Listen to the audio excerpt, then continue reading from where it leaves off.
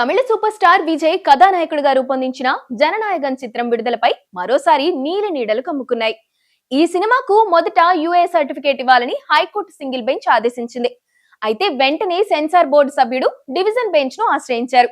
విచారణ జరిపిన division bench single bench తీర్పుపై స్టే విధించింది. దీంతో కనీసం 14వ తేదీనైనా సినిమా విడుదల చేయాలనుకున్నా సాధ్యమయ్యే అవకాశాలు కనిపించడం లేదు. సంక్రాంతి కానుకగా జనవరి 9న విడుదల కావాల్సిన ఈ సినిమాకు సెన్సార్ బోర్డు నుంచి సర్టిఫికేట్ రావడంతో జాప్యం జరగడంతో నిర్మాతలు మద్రాస్ హైకోర్టును ఆశ్రయించారు. సెన్సార్ ప్రక్రియలో నిబంధనలు పాటించలేదని, ఆర్మీకి సంబంధించిన కొన్ని సన్నివేశాలు, మతపరమైన అంశాలపై అభ్యంతరాలను సెన్సార్ బోర్డు వ్యక్తం చేస్తోంది. ఈ సినిమాకు మొదట యుఏ సర్టిఫికేట్ ఇచ్చేందుకు ఎగ్జామినింగ్ కమిటీ మొగ్గు చూపినప్పటికీ కమిటీలోని ఒక సభ్యుడు ఆ నిర్ణయాన్ని వ్యతిరేకిస్తూ బోర్డు చైర్మన్ కు ఫిర్యాదు చేశారు. దీంతో ఈ చిత్రాన్ని మళ్లీ రివైజింగ్ కమిటీకి పంపాలని నిర్ణయించారు.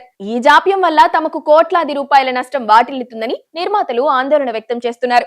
సింగిల్ బెంచ్ విడుదలకు గ్రీన్ సిగ్నల్ ఇవ్వడంతో శుక్రవారం ఉదయం 10:30 గంటలకు వెలువడిన ఈ పరిణామాలతో థియేటర్ల వద్ద ఇప్పటికే హంగామా మొదలుపెట్టిన అభిమానులు తీవ్ర నిరాశకు లోనయ్యారు. ప్రస్తుతానికి సినిమా విడుదల వాయిదా పడిందని, కొత్త తేదీని త్వరలోనే ప్రకటిస్తామని చిత్ర యూనిట్ అధికారికంగా వెల్లడించింది. సుమారు 5,000 స్క్రీన్లలో ప్రపంచవ్యాప్తంగా విడుదల కావాల్సిన ఈ చిత్రం చుట్టూ రాజకీయ కారణాలు కూడా ఉన్నాయని తమిళ మీడియాలో చర్చ జరుగుతోంది.